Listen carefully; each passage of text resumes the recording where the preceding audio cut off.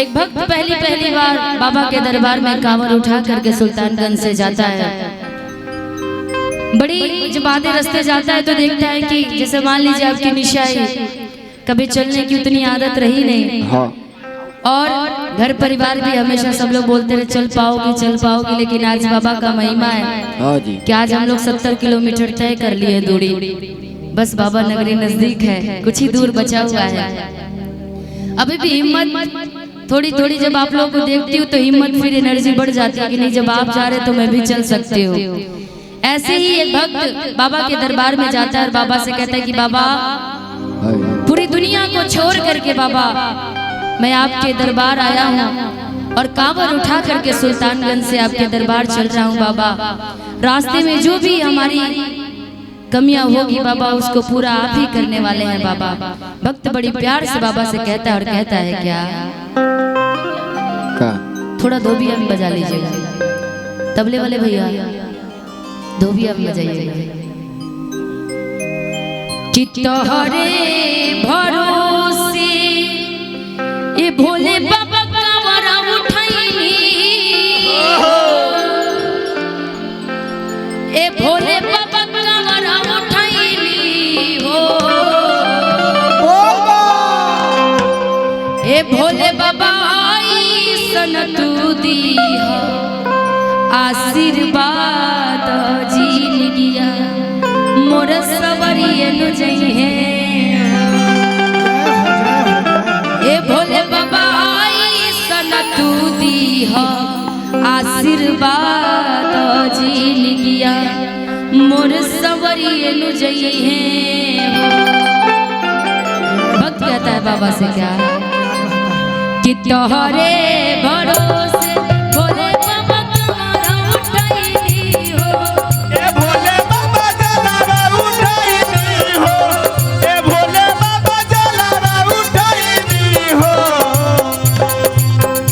तोहरे भरोसे भोले बाबा कांवरा उठाइली हो, ए भोले बाबा जलारा उठाइली हो, ए भोले बाबा सन तू दीहा आशीर्वाद जीनिया मोर सवरिए।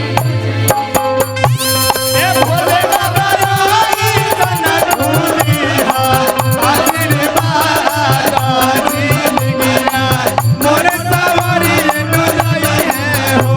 ए भोले बाबा सन तू दीहा आशीर्वाद जीनिया मोर सवरिए न जइहे हो।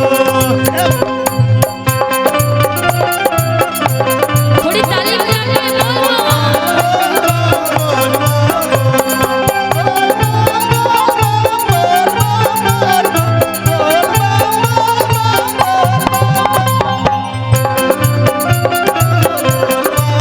पैर का दर्द बढ़ाना है तो बाबा की भक्ति में जुट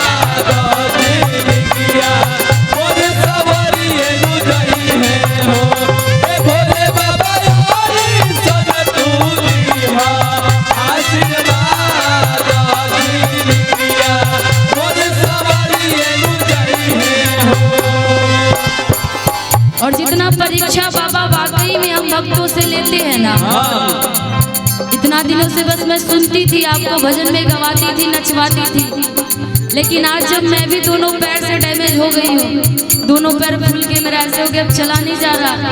बार बार बाबा परीक्षा ले रहे हैं कि अभी से भी ये भक्त बोल दे कि नहीं अब मैं गाड़ी से जाऊंगी, पैदल नहीं जा सकती बाबा।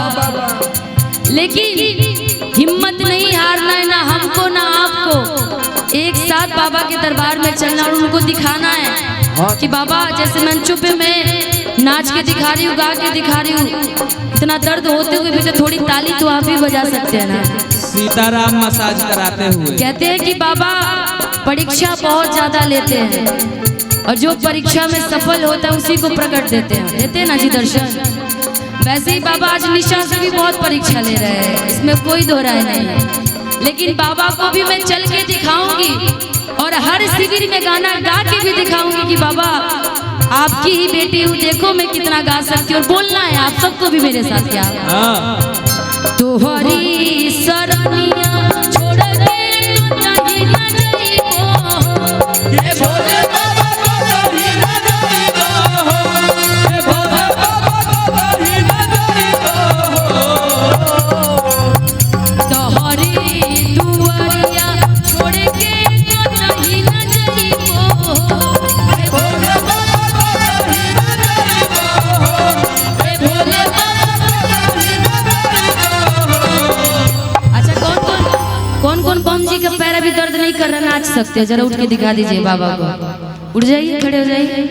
देखिए मैं भी नाच रही हूँ आपके साथ, आज मेरा भी हाल आप ही की तरह हुआ है, लेकिन बस बाबा की शक्ति है, बाबा का भक्ति है मन में, तो जो नाच के थोड़ा गमछी हिला करके, ठीक ना। अब पूरे आप लोग YouTube पर भी कल चढ़ जाएगी आप लोगों की, तो नाच के दिखाना है, बाबा अपनी तीनों आंखों से देखेंगे। और जितने भी कांवरिया बम मुझे सुन पा रहे हैं, आप सभी को निशा उपाध्याय की तरफ से बार बार हार्दिक अभिनंदन, निशुल्क पूर्णिया सेवा शिविर की तरफ से आप सब बम लोग आकर के शिविर में विश्राम कर सकते हैं और निशा के भजनों के आनंद उठा सकते हैं। कहना है क्या कि तोहरी दुआरिया छोड़ के नहीं न जाइबो, ये भोले बाबा को नहीं न जाइबो, ये भोले बाबा को नहीं न जाइबो, तोहरी दुआरिया छोड़ के नहीं न जाइबो, ये भोले बाबा को नहीं न जाइबो, ए भोले बाबा ए जे रही जाइबो, ए भोले बाबा गाई के दिहलो परसाद जिंदगिया मोर सब ये भोले बाबा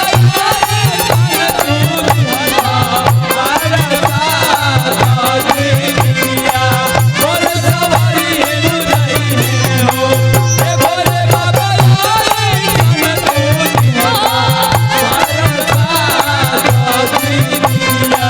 मोर सवारी हेनु जाइने हो, निमिया के डाढ़ मैया नारी झूलू हाथी झूली झूली निमिया के डाढ़ मैया नारी झूलू हाथी झूली झूली मैया मोरी गावेली गाती झूली झूली मैया मोरी गावेली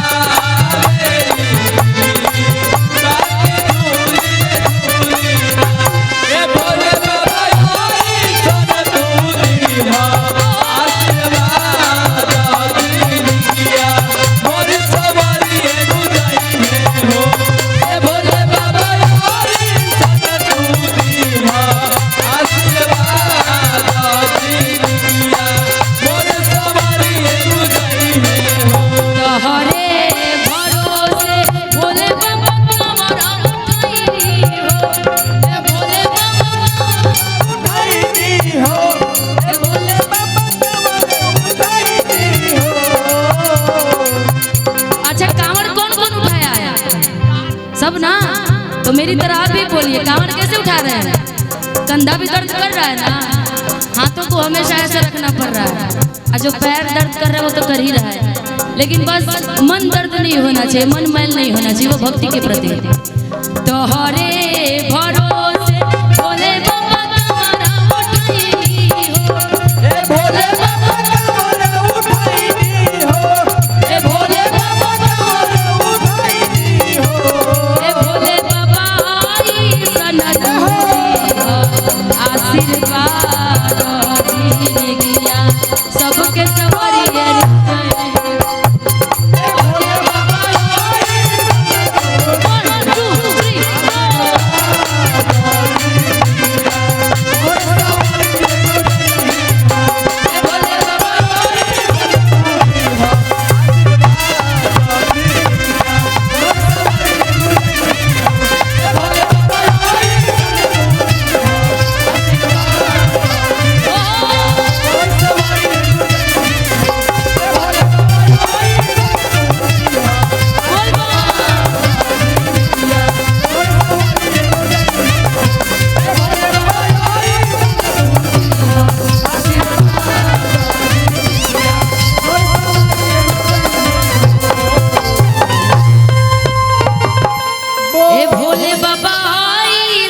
तू दीहा आशीर्वाद जीन गिया सबके सवरिए जइहे हो।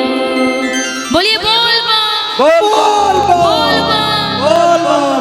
हार गए आप लोग नहीं ना? गर्मी भी परेशान कर रही है ना आज। सूर्य भगवान पता नहीं काहे इतना जल रहे हैं, वो भी जल रहे हैं, देख रहे कि इतना भक्त भाई कैसे बाबा के दरबार में जा सकते हैं। उनको चाहे पैर से हो चाहे ऊपर से आसमान से ओला बरसाए या बम गोला बरसाए, लेकिन कवरिया बम तो भाई थकने वाले नहीं है। जगह कहते जगह ना पर कि हाथी ना घोड़ा ना कि कवनो सवारी, अब पैदल ही अइबो तुर दुआरी। ए भोलेनाथ पैदल ही अइबो तुर दुआरी। तो आज पैदल आप सबके साथ साथ हम भी चल रहे हैं, और आज फिर से बार बार निःशुल्क पुण्य सेवा शिविर में